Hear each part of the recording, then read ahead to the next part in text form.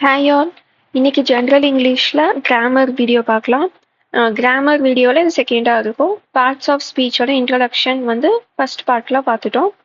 So இது வந்து second பார்ட்டாக இருக்கும். ஸோ அதை பார்த்துட்டு இது பாருங்க. பிகாஸ் அதில் இருக்கிறது புரிஞ்சாதான் அதுக்கு நெக்ஸ்ட் வர இந்த 4 டாப்பிக்கும் உங்களுக்கு புரியும். ஓகேங்களா?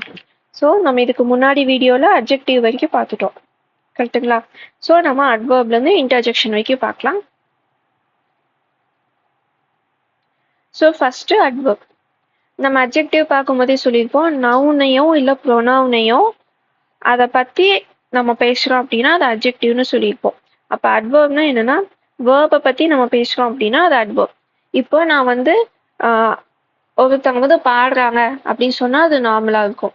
அவங்க எப்படி பாடுறாங்கன்னு சேர்த்தி சொல்கிறேன் அப்படின்னா அந்த சென்டென்ஸில் வந்து அட்வர்ப் இருக்கும். கரெக்டுங்களா? She sang beautifully. ஸோ எப்படி பண்ணாங்க? பியூட்டிஃபுல்லாக பாடியிருக்காங்க. He came yesterday.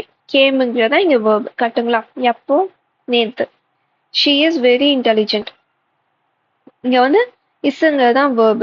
இன்டெலிஜென்ட்டுங்கிறது உங்களுக்கு இந்த இந்த சென்டென்ஸ் வந்து உங்களுக்கு லைட்டாக கன்ஃபியூஸ் ஆகும். ஸோ நான் இதை உங்களுக்கு ஃபுல்லாமே எக்ஸ்பிளைன் பண்ணுறேன். இப்போ ஷீங்கிறது தான் உங்களுக்கு நவுன். இஸ்ங்கிறது உங்களுக்கு வேர்ப் வந்துருச்சு. வெரிங்கிறது உங்களுக்கு அட்வர்ப். ஏன் அப்படின்னா அவங்க எப்படி அப்படிங்கிறத பற்றி எக்ஸாஸ்ரேட் பண்ணி சொல்லுது. அதாவது அவங்க எவ்வளோ இன்டெலிஜென்ட்டாக இருக்காங்க அப்படிங்கிற மாதிரி சொல்லுது. ஸோ அவங்க இன்டெலிஜென்ட்னு சொல்றது வந்து அட்ஜெக்டிவ். கரெக்டுங்களா? யார் இன்டெலிஜென்ட்டாக இருக்கா? ஷீ.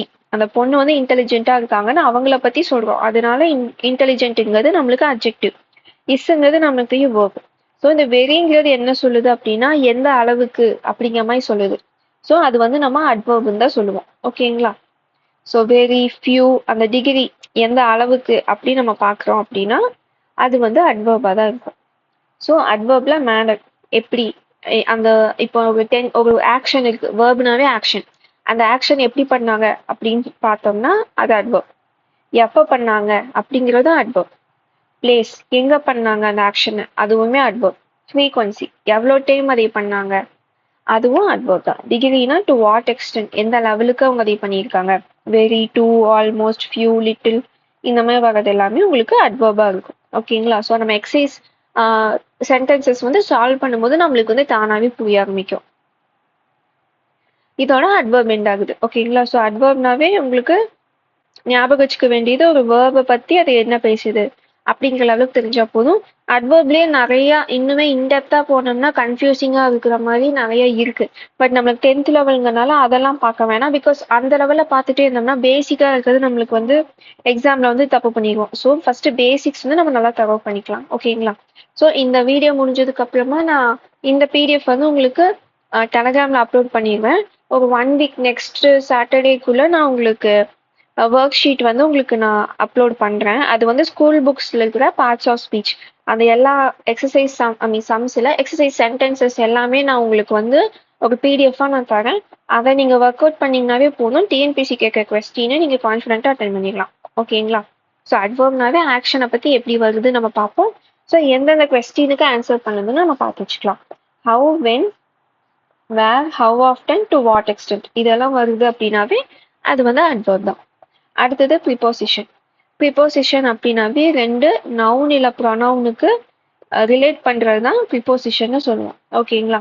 ஸோ ஆன், ஆஃப் இதெல்லாம் நம்ம பார்த்துருப்போம். Before, after, across. ஸோ இந்த வேர்ட்ஸ் எல்லாமே ப்ரிப்போசிஷன். ஏன்னா இது 2 நவுன் இல்லை ப்ரொனவுனை வந்து ஜாயின் பண்ணும். So preposition of place, preposition of time, preposition of direction, cause, purpose and reason இது எல்லாமே நம்ம வந்து ஸ்கூல்லலாம் படிச்சிருப்போம் இல்லைங்களா? இந்த ஹெட்டிங் எல்லாம் போட்டு நம்ம கிராமர் சின்னதில் படிச்சிருப்போம். ஸோ இப்போதைக்கு நம்ம அவ்வளோ தியரிட்டிக்கலாக பார்க்க வேணாம். நம்மளுக்கு வந்து இது எப்பவுமே fill in the blanks மாதிரி கொடுப்பாங்க. அங்கே என்ன வரும் அப்படிங்கிறத நம்ம தெரிஞ்சுக்கிட்டோம்னா போதும். மோஸ்ட்டாக நம்ம எங்கே மிஸ் பண்ணுவோம் ஆன்சர் அப்படின்னா இன் ஆன் அட். நம்ம வந்து fill in the blanksல இந்த 3ல எது அங்கே நம்ம சப்ஸ்டியூட் பண்ணி பார்த்தனாலும் கரெக்டுங்கிற மாதிரியே இருக்கும். ஸோ கரெக்டான ஆன்சர் எது நம்ம இதில் தான் நம்ம வந்து ரொம்பவே கன்ஃபியூஸ் ஆயிடுவோம். ஸோ இன்னும் எங்கே யூஸ் பண்ணோம்னா என்க்ளோஸ்டு ஸ்பேஸ். இப்போ ரூம்குள்ள இல்லை கார்க்குள்ள இது மாதிரி ஒரு க்ளோஸ் பண்ணப்பட்ட ஒரு இடத்துக்குள்ள அப்படிங்கிற மீனிங்ல அந்த சென்டென்ஸ் வருதுன்னா இன்னொன்று யூஸ் பண்ணோம். அதுவே மேலே அதாவது ஒரு சர்ஃபேஸ் மேலே லேண்டு இல்லைன்னா ஒரு டேபிள் அதாவது ஒரு சர்ஃபேஸுக்கு மேலேன்னு வரும்போது ஆன்.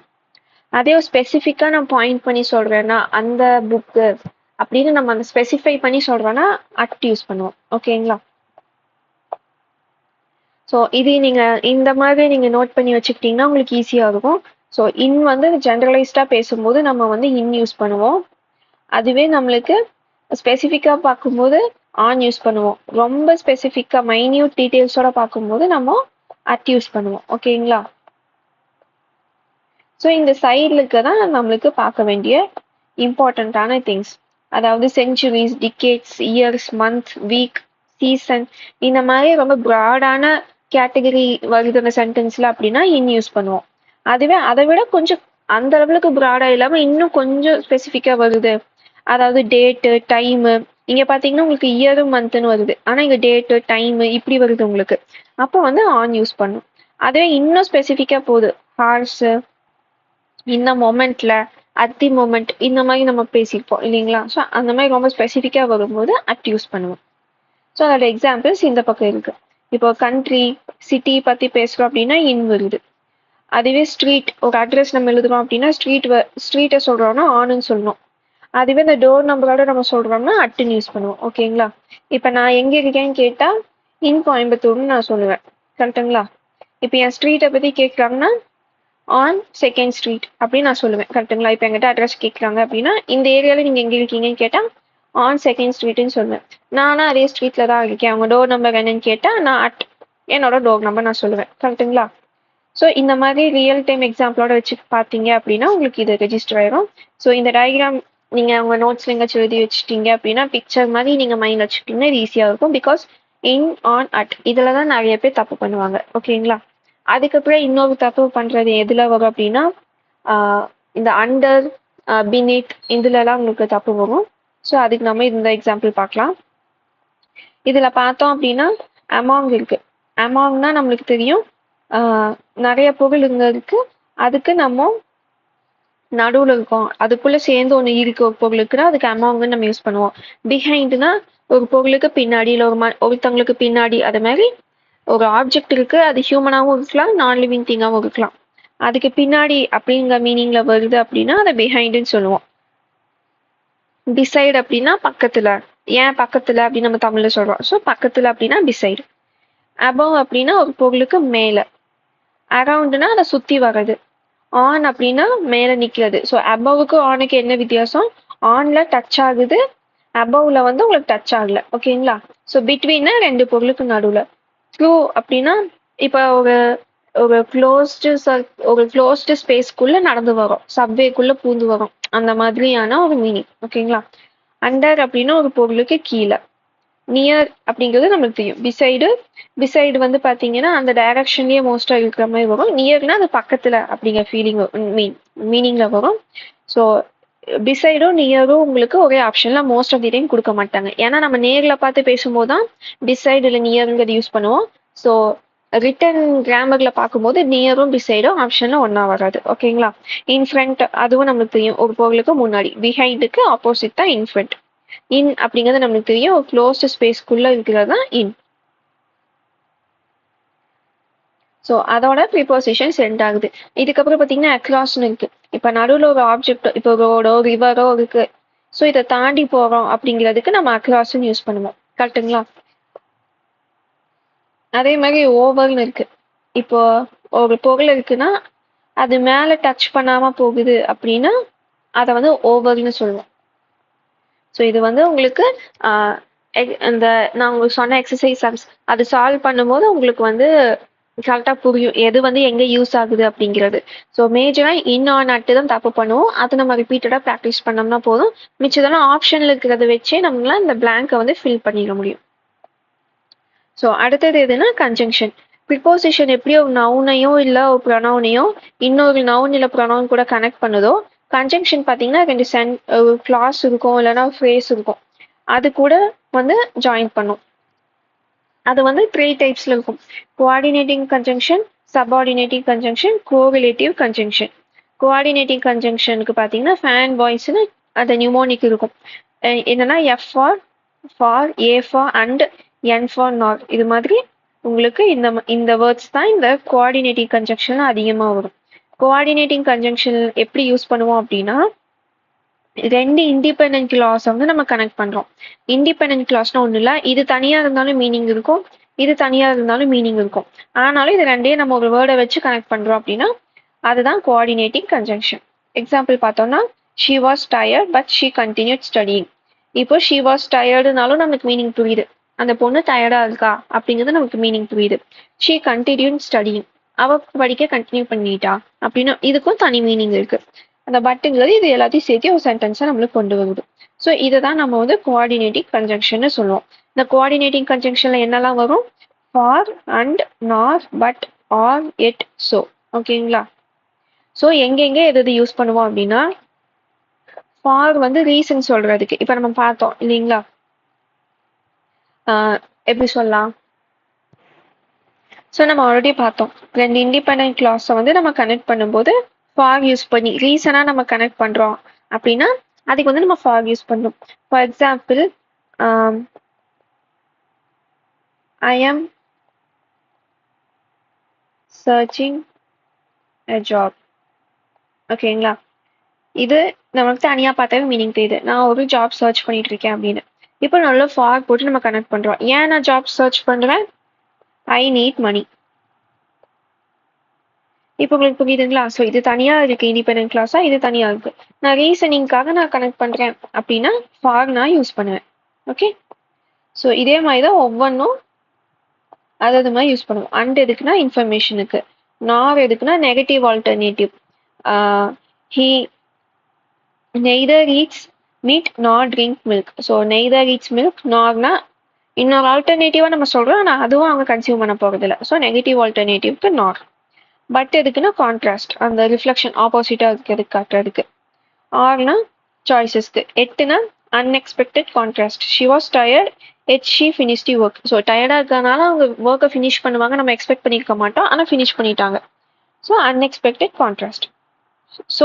ஸோ அப்படின்னா கான்சிக்வன்ஸ், ஒன்று நடந்ததுக்காக எப்படி அதுக்கப்புறமா என்ன நடந்துச்சு அப்படிங்கிற கனெக்ஷன். ஓகேங்களா? ஸோ இது நோட்ஸ் தான் நம்ம பார்த்துக்கலாம். ஸோ கோஆர்டினேட்டிங் கன்ஜங்ஷன் அப்படின்னா, இப்போ பார்த்தீங்கன்னா இப்போ எக்ஸாம்பிளில் வந்து ஒரு கொஸ்டின் கொடுத்துருக்காங்க, அதில் ரெண்டு இண்டிபெண்டன்ட் கிளாஸ் நீங்கள் பார்க்குறீங்க. இப்போ இங்கே என்ன வரும்னு ஆப்ஷன் கேட்டிருக்காங்க அப்படின்னா, இப்போ இதுக்கு தனியாக மீனிங் இருக்கு, இதுக்கு தனியாக மீனிங் இருக்குனாவே ஆப்ஷனில் உங்களுக்கு இதுலேருந்து எது இருக்கோ அதுதான் ஆப்ஷனாக இருக்கும். ஓகேங்களா? ஸோ இதில் ஒன்று தான் ஆப்ஷனில் வச்சுருப்பாங்க, அதை நீங்கள் ஆன்சர் பண்ணிக்கலாம். ஸோ கோஆர்டினேட்டிங் கன்ஜங்ஷன் எங்கே யூஸ் பண்ணுவோன்னு தெரிஞ்சிருக்கணும். அடுத்தது சப்பார்டினேட்டிங் கன்ஜங்ஷன். சப்பார்டினேட் அப்படின்னாவே நம்மளுக்கு தெரியும், ஒருத்தவங்களுக்கு கீழே அப்படிங்கிற மாதிரி, அந்த ஹைராக்கி அப்படிங்கிற மாதிரி. கரெக்டுங்களா? ஸோ ஒரு கிளாஸ் இண்டிபெண்டா இருக்கும், இன்னொரு கிளாஸ் அதை டிபெண்ட் பண்ணி இருக்கும். ஸோ இது தனியா பார்த்தோம்னா மீனிங் வரும், ஆனா இதனால தனியா மீனிங் கொடுக்க முடியாது. ஸோ இதை டிபெண்ட் பண்ணி இருக்கும். ஸோ அதை கனெக்ட் பண்ணும்போது நம்மளுக்கு ஒரு கன்ஜங்ஷன் தேவைப்படும், அதுதான் சப்பார்டினேட்டிங் கன்ஜங்ஷன். என்னென்ன அப்படின்னா, because, although, since, while, before, after, இதெல்லாம் தான் சப்பார்டினேட்டிங் கன்ஜங்ஷன். இப்போ எக்ஸாம்பிள் பார்த்தோம் அப்படின்னா, because she was late she missed the bus. இப்போ பார்த்தோம் அப்படின்னா she missed the bus இது வந்து இண்டிபெண்டா இருக்கு, இதுக்கு வந்து தனியாவே மீனிங் இருக்கு. ஆனா பிகாஸ் she was late அப்படிங்கிறதுக்கு ஒரு மீனிங் வராது. கரெக்டுங்களா? ஸோ அந்த பிகாஸ் தான் இதுல இருக்க கன்ஜங்ஷன். ஓகே, இப்போ வந்து she was late, she missed the bus இப்படி போட்டோம் அப்படின்னா அதுக்கு இப்படி ஒரு சென்டென்ஸ் இருக்குன்னா அதுக்கு மீனிங் இருக்காது இல்லைங்களா? அதுவே பிகாஸ்னு முன்னாடி இருக்குன்னா அந்த ஃபுல்ஃபில் ஆகுது. ஸோ இதுதான் சப்பார்டினேட்டிங் கன்ஜங்ஷன். இது நம்ம இந்த மீனிங் எடுக்கும்போது அந்த கன்ஜங்ஷனோட சேர்த்தி தான் நம்ம எடுத்து பார்க்கணும். ஷி வாஸ் லேட்டுனா தனியா மீனிங் வருதே அப்படி பார்க்கக்கூடாது. இப்போ இதுக்கு வந்து தனியா இருக்க முடியும், ஆனா இந்த கன்ஜங்ஷனோட சேர்த்தி ஏன் இருக்குங்கிறத நம்ம பார்க்கணும். அந்த மீனிங்ல தான் சப்பார்டினேட் கன்ஜங்ஷன் மோஸ்டா பார்க்கணும். ஓகேங்களா? So if you work hard you will succeed. So you will succeed அப்படி நம்ம இதுக்கு வந்து தனியாக ஒரு மீனிங் இருக்கு, you will succeed நம்ம சொல்ற மாதிரி இருக்கு. ஆனா if you work hardனா உங்களுக்கு அதுக்கப்புறம் கொஸ்டின் மார்க் அது என்ன எண்ட் ஆகல சென்டென்ஸ் அப்படின்னு. ஸோ அந்த இஃப் தான் இங்க சப்பார்டினேட்டிங் கன்ஜங்ஷன். ஸோ எக்ஸாம்பிள் எப்படி கேட்பாங்க, டேஷ் போட்டு you work hard you will succeed இப்படி கொடுக்கும்போதே நம்மளுக்கு தெரியும் இதோட சேர்த்து நம்மளுக்கு ஒன்று வரணும் அப்படின்னு. ஸோ அந்த டைம்ல நம்ம சப்பார்டினேட்டிங் கன்ஜங்ஷன் நம்ம பார்த்துக்கலாம். Most of the time subordinating conjunction பிகினிங்ல தான் இருக்கும். ஓகேங்களா? 90% ஆஃப் தி கொஸ்டின்ஸ்ல ஃபர்ஸ்டா சபார்டினேட்டிங் கன்ஜங்ஷன் வரப்போகுதுன்னா சபார்டினேட்டிங் கன்ஜங்ஷன் நிறைய டைம் ஃபர்ஸ்ட் தான் வரும். இந்த சின்ஸ், இஃப், அன்லெஸ், வைல் இது எல்லாமே நம்ம சென்டென்ஸ்ல எப்பவுமே முன்னாடி தான் பார்ப்போம். பிகாஸ் மட்டும்தான் 90% மிடில் வரும். ஓகேங்களா?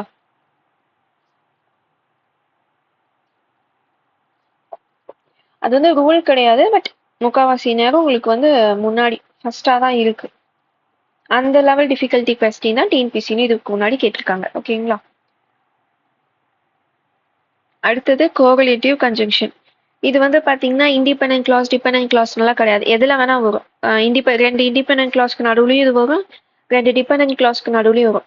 ஸோ எய்தர் ஆர், நெய்தர் நார், போத் அண்ட், நாட் ஒன்லி இந்த மாதிரி வேர்ட்ஸ்னாவே அது வந்து கோரிலேட்டிவ் கன்ஜங்ஷன். அதாவது பேர்ல இருக்கும். இது வந்து ஒரு வேர்டா இருக்காது. ஆர், பட் இதுமே ஒரு வேர்டா இல்லாம இது வந்து பேர்ஸ்ல வந்து கனெக்ட் பண்ணும். ஓகேங்களா? கண்டினியூஸா வராம ரெண்டு கிளாஸ் வந்து கனெக்ட் பண்ணும். எக்ஸாம்பிள் பார்த்தோம்னா you can have either tea or coffee. She is both kind and smart. So இதில் நம்மளுக்கு வந்து ரெண்டு சென்டென்சஸ் வந்து கனெக்ட் பண்ணுற மாதிரி இருக்கு இல்லைங்களா? எக்ஸாக்ட்லி இதில் வந்து ரெண்டு சென்டென்ஸை நம்மளால பிரிக்க முடியாது. ஆனால் ரெண்டு கான்செப்ட் மாதிரி நம்மளுக்கு தெரியும். கரெக்டுங்களா? ஸோ அதுதான் கோரிலேட்டிவ் கன்ஜங்ஷன். ஸோ இது வந்து ரொம்ப தியரிட்டிக்கலாக போகாமல் நீங்கள் எப்படி ஞாபகம் வச்சுக்கலாம்னா இந்த ஃபேன் பாய்ஸ் ரிலேட்டடாக இருக்கு அந்த கொஸ்டின், அதாவது தனித்தனியாக மீனிங்கே இருக்கா அந்த சென்டென்சஸ்ல அப்படின்னா உங்களுக்கு இது கொஞ்சம் ஈஸியாக இருக்கும். சபார்டினேட்டிங் கன்ஜங்ஷன் தான் உங்களுக்கு வந்து கன்ஃபியூசிங்காக இருக்கும். பட் அதுவுமே ஆப்ஷன் பார்த்தீங்கன்னா உங்களால் ஆன்சர் பண்ண முடியும். இப்போ வந்து இதுக்கு மீனிங் இருக்கா இல்லை மீனிங் இல்லையா அப்படின்னு நீங்கள் பார்க்குறத விட உங்களோட ஆப்ஷன் வந்து சப்ஸ்டியூட் பண்ணி பார்த்தா அது சால்வ் ஆச்சுன்னா உங்களுக்கு சபார்டினேட்டிங் கன்ஜங்ஷன் உங்களுக்கு ஆன்சர் பண்ணிட முடியும். கோரிலேட்டிவ் கன்ஜங்ஷன் இருக்கிறதுலே இது கொஞ்சம் ஈஸி. நம்ம எக்ஸாம்பிள வந்து இதுதான் ஈஸியாக நம்மளால ஆன்சர் பண்ண முடியும். ஸோ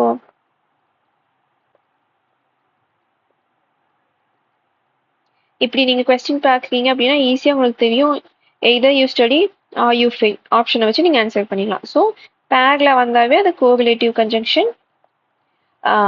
ரெண்டு இண்டிபெண்டா மீனிங் கொடுக்கக்கூடிய சென்டென்சஸா கனெக்ட் பண்ண வந்து அது கோஆர்டினேட்டிவ் கன்ஜங்ஷன். ஓகேங்களா? ஸோ இதோட கன்ஜங்ஷன் எண்ட் ஆகுது. இப்போ இது வந்து உங்களுக்கு எக்ஸசைஸா நான் வந்து கொடுத்துருக்கேன். இது ரொம்ப ஈஸி லெவலில் தான் கொடுத்துருக்கேன். இதை கமெண்ட் பண்ணுங்க. நான் கரெக்டாக இருக்கிற ஆன்சர் வந்து நான் பின் பண்ணி வைக்கிறேன். ஓகேங்களா? ஸோ வேணா பாஸ் பண்ணி கூட நீங்க ஆன்சர் பண்ணிக்கலாம். பார்ட்ஸ் ஆஃப் ஸ்பீச்ல நம்ம லாஸ்டா பார்க்க போகிறது இன்டர்ஜெக்ஷன். இது இருக்கிறதுலே ரொம்ப ஈஸி, நம்மளுக்கு நல்லாவே தெரியும். எக்ஸ்கிளமேஷன் மார்க் போட்டு நம்ம எழுதுறது எல்லாமே இன்டர்ஜெக்ஷன் தான். அதாவது ஒரு ஃபீலிங்கை வந்து நம்ம எக்ஸ்பிரஸ் பண்ணுறதுக்காக யூஸ் பண்ற வேர்டு. ஃபார் எக்ஸாம்பிள் பெயினா இருக்குன்னா அவுட்ஸ்ன்னு சொல்றது, சர்ப்ரைஸ் ஐட்டம்னா வாவ்னு சொல்றது, அப்புறம் என்கரேஜ் பண்றதுக்கு நம்ம யூஸ் பண்ற வேர்ட்ஸ், அப்புறம் இது மாதிரி வேர்ட்ஸ் இது எல்லாமே நம்மளுக்கு இதுதான் இன்டர்ஜெக்ஷன்ல வரும். ஓகேங்களா? ஸோ இது வந்து இன்ஃபார்மல் லாங்குவேஜ்ல தான் வரும்.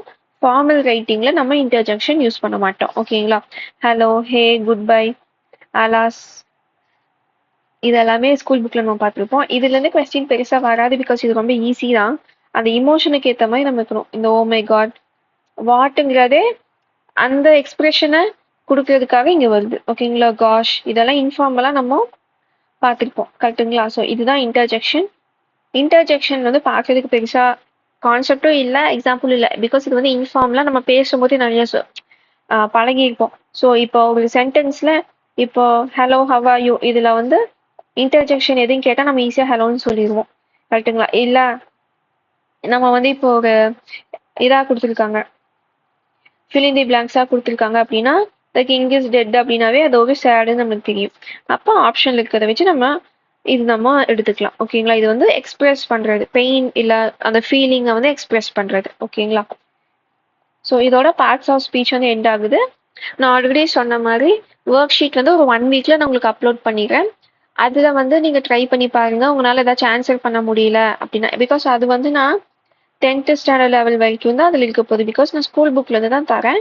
ஸோ அது சால்வ் பண்ண முடியுதான்னு பாருங்க. இல்லை எங்கேயாச்சும் நீங்க ஸ்ட்ரகிள் ஆகுறீங்க அப்படின்னா கமெண்ட் பண்ணுங்க. நான் வந்து பார்ட்ஸ் ஆஃப் ஸ்பீச் வந்து உங்களுக்கு இன்னுமே கிளாரிஃபை பண்ணி எய்தர் நோட்ஸா நான் அப்டேட் பண்றேன், இல்லை அப்படின்னா உங்களுக்கு ஒரு ஷார்ட் வீடியோவும் நான் அப்லோட் பண்றேன். ஓகேங்களா? ஸோ இதுல வந்து பேசிக்கா ஸ்கூல் லெவல்ல இது வரைக்கும் டிஎன்பிசி கேட்ட கொஸ்டின்ஸோட டிஃபிகல்ட்டி லெவல்ல இருக்கிற அளவு தான் நான் இதுல எல்லாமே கவர் பண்ணியிருக்கேன். ஸோ அது பத்தலை அப்படிங்கிற மாதிரி இருந்தால் கமெண்ட் பண்ணுங்க. நான் இன்னுமே இன்டெப்தா இதுல ஒவ்வொரு டாப்பிக்கையும் நான் உங்களுக்கு கவர் பண்றேன். ஓகேங்களா? ஸோ நெக்ஸ்ட் வீடியோவில் பார்க்கலாம். பிடிஎஃப் வந்து டெலகிராம் சேனலில் போய் டவுன்லோட் பண்ணிக்கோங்க. லிங்க் வந்து டிஸ்கிரிப்ஷனில் இருக்குது.